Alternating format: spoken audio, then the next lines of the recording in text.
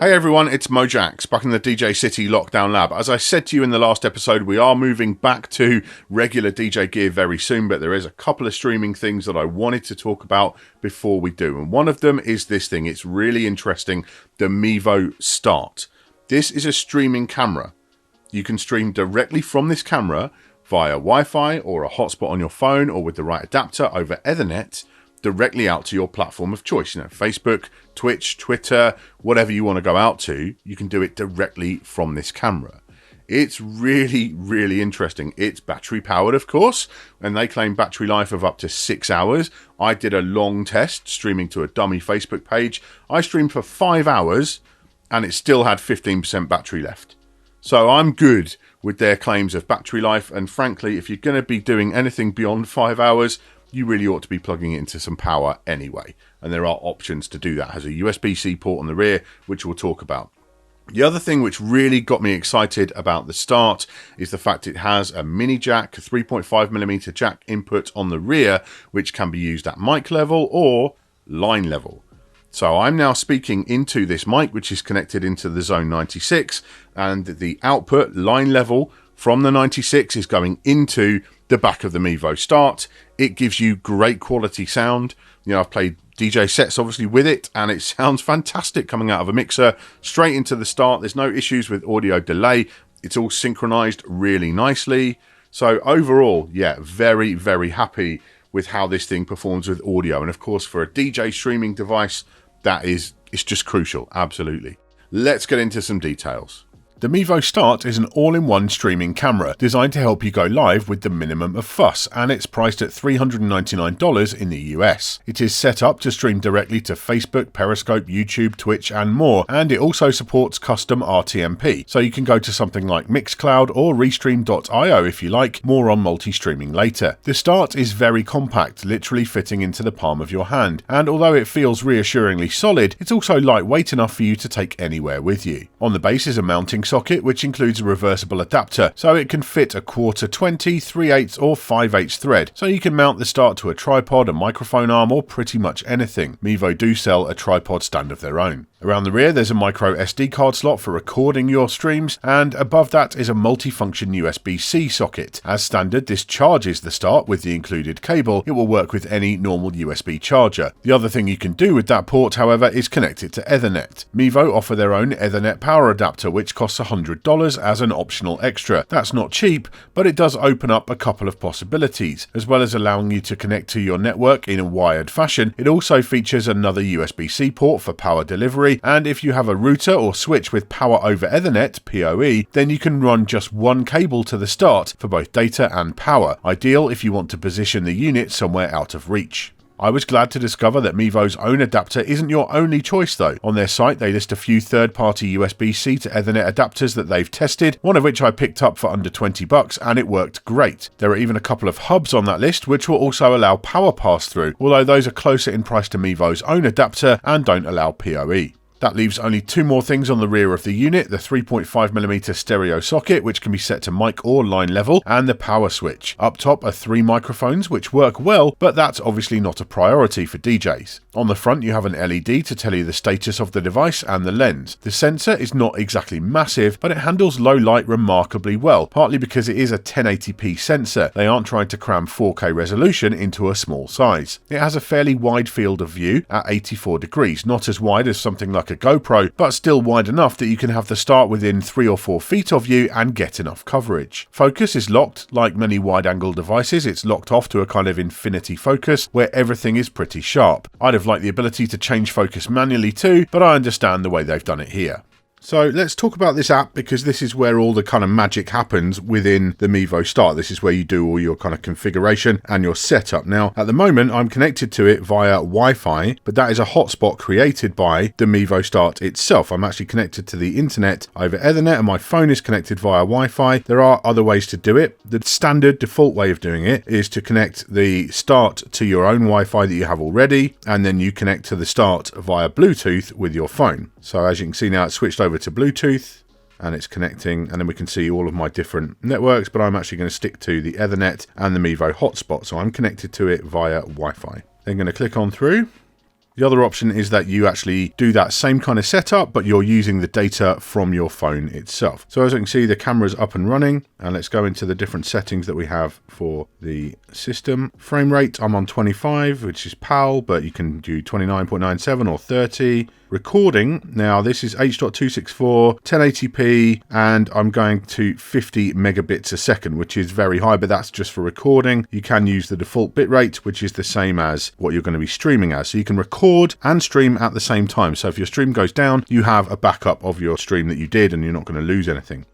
One of the aspects of the Start, which I don't think DJs on the whole are going to take that much advantage of, is the kind of automated live editing that you can do. You can do it automated or manually. So for example, if I want to zoom in, I can just touch the screen on my phone and I can drop down there. And now the output has gone to that zoomed in section. Now it is a 1080p sensor and you're putting out at 1080p. So when you zoom in like that, you're going to end up with a bit of cropping, and it's not going to be quite as high quality as if you just did a full wide output. So on the whole, it's very cool. It's nice to do, but I wouldn't necessarily suggest that unless you're going to be streaming at 720p or you're not that fussed about the quality. It's just one of those things where, yeah, it's a nice idea.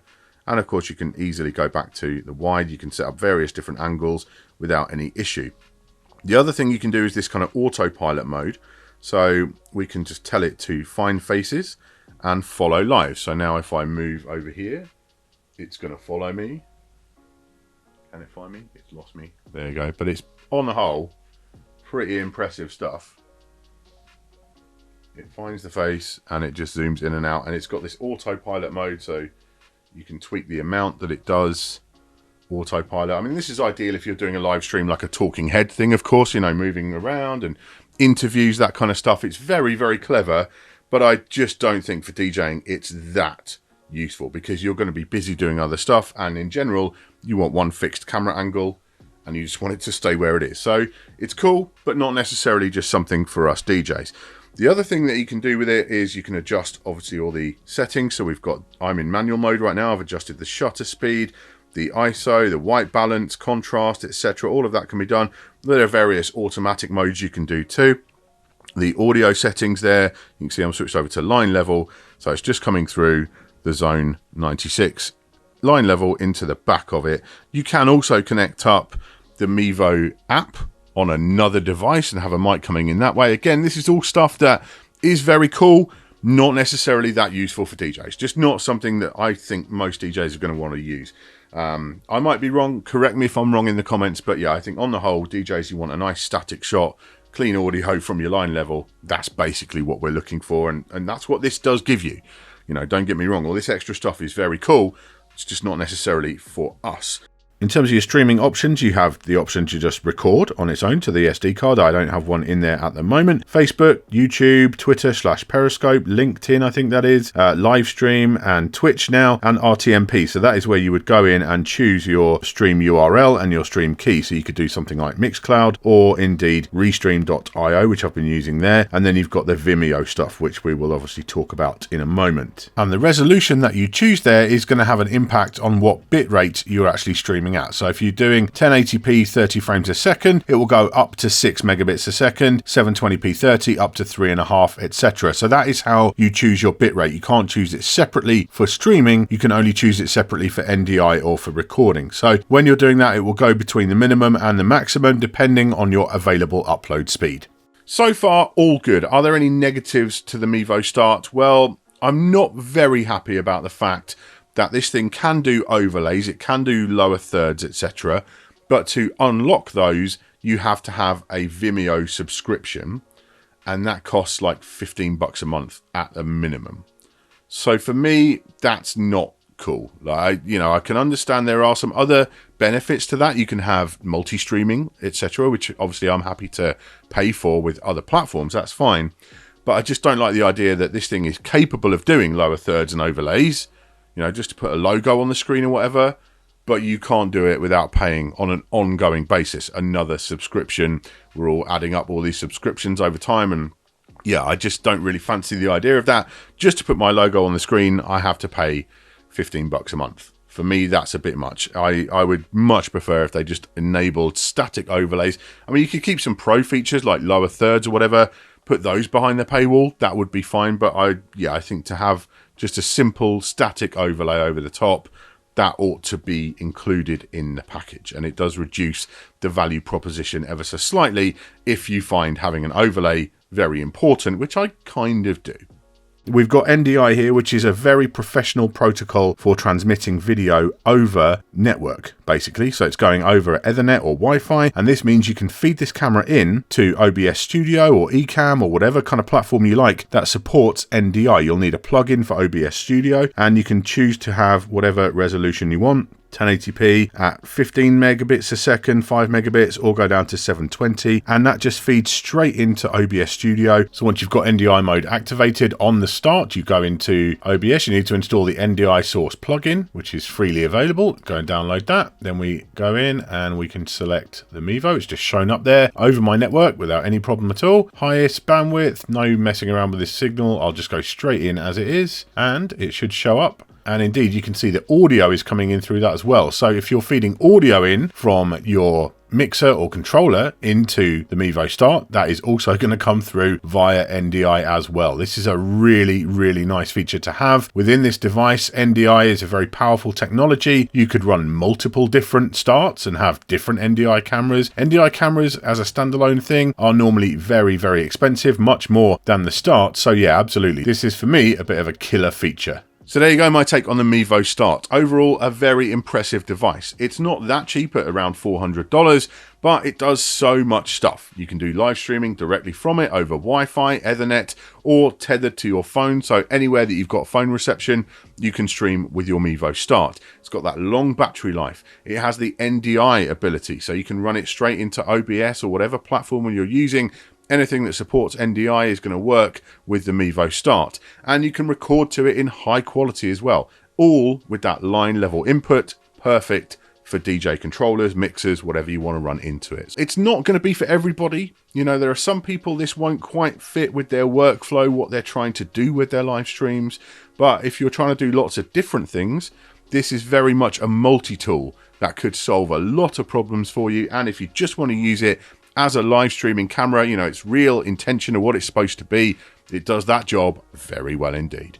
Thank you for watching today. Make sure you subscribe for all our future tips, tricks, and product reviews. I'll see you soon.